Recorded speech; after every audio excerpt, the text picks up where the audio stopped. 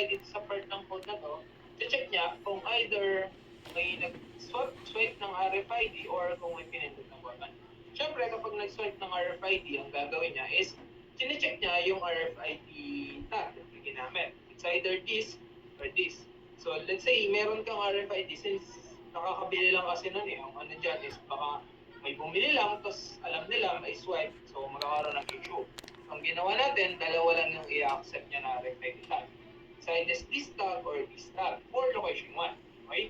So, ayun yung binigay ko sa inyong dalawa. So, once na nakita niya na eto yung isinwipe, saka pa lang siya magte-text na niya, di ba? So, once kami nag-swipe ng card, dinedecode ng Arduino natin kung ano yung tag ng card natin. So, meron lang siya dalawang ina-accept ng tag, which is this and this. Kasi nga, yung RFID card na yan is nabibili lang. So, baka may makabili, then mapaswipe. So, para maiwasan yun, i-accept niya lang na card is yung ginamit natin or yung binigay ko sa inyo na dalawa.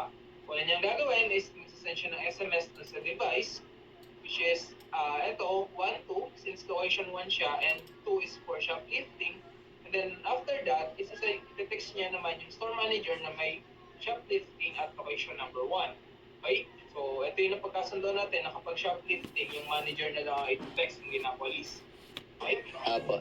So, if hindi naman pinrest hindi naman shoplifting, so therefore, robbery yun. So, pinush yung button. Ang itetext niya naman is, ganun ulit, SA1 for location 1, and then 1 yung dulo kasi robbery. Una niya itetext is yung device, pangalawa yung store manager, and then pangatlo is yung police. So, it will take time kasi nga meron tayong around 5, 6, 5.5, 6, 6.1 seconds.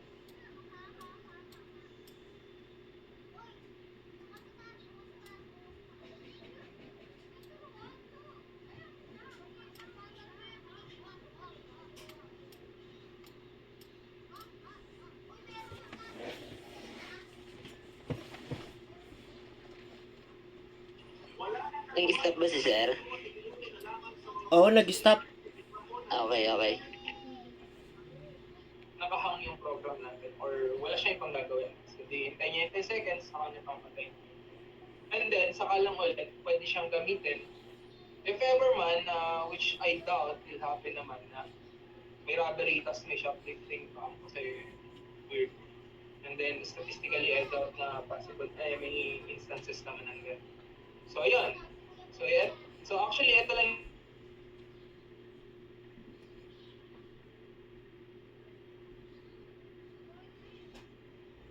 again, ang difference niya lang naman is ito, itong RFID, and syempre, ito, itong part na to. So, dito is 2, kanina ay 1, and then location 2. Pero everything else is the same. Kasi nga, syempre, identical naman yung devices natin. Okay, so ayun yung operation, ayun yung code natin para sa tatlo nating device. Okay? Okay. Okay po, sir. Sir, di ba may ginaga tayong code? Bali yung nauna yung na-send mo, sir. Pwedeng pa-send ulit pa. Pa-send po nung may mga comment na, sir.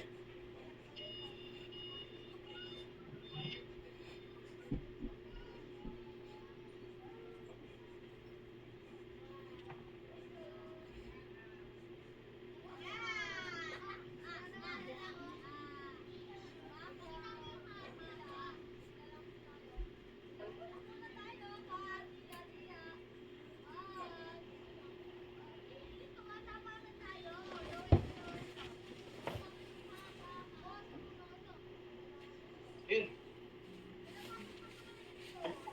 Hello? Ulit. Sir, pa-send na lang po nun na tayo may mga comment na para nare-review din. Ito po. Present ko na lang yan. Apo. Tapos, sir, may tanong ako, sir. Sige. Kasi, di ba, yung sa feedback, sometimes, yung iba, minsan nag-ano po siya, tinext namin, no? Minsan nagpi-feedback po doon, galing doon sa device. Paano kaya maging magandang policy doon, sir? Paano nag-feedback galing sa device? Bali, parang nagdodoble, sir. Kasi, di kami sure kung iilaw ba siya or hindi. Kaya, di ba, itatext po namin, sir. Minsan, nagana yung feedback, then pag tinext, iilaw ulit. Ano kaya magandang ano dun, sir? Umilaw, tapos umilaw na. Opo, alam ba, galing sa, umilaw na siya, galing doon sa text namin. Biglang magsasend ngayon, iilaw ulit siya, parang nagdodobla siya. Para, minsan lang siya, minsan naggaganon po siya, nagdadalawang send. Kaya hindi po namin alam kung paano bang gagawin doon, sir.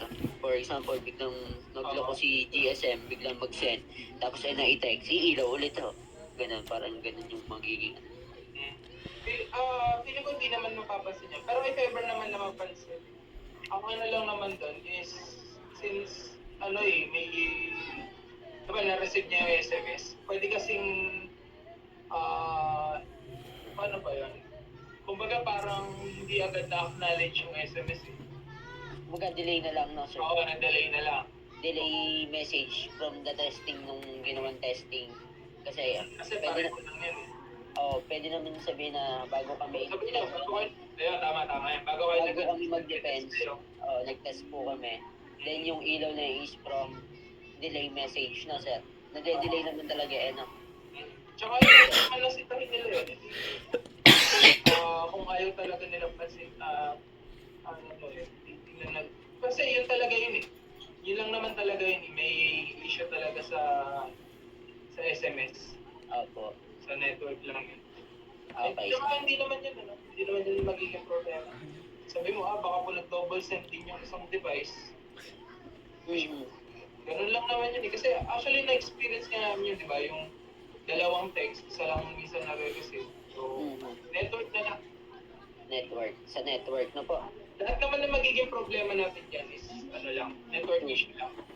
Talagang lang yan, yun talaga yung makaka-apekto doon. Okay po. Sige, sir. Thank you. Kayo, kung dalawa, may tanong kayo. Okay na. Mag-review lang. Okay. Okay. Sige. Bukas.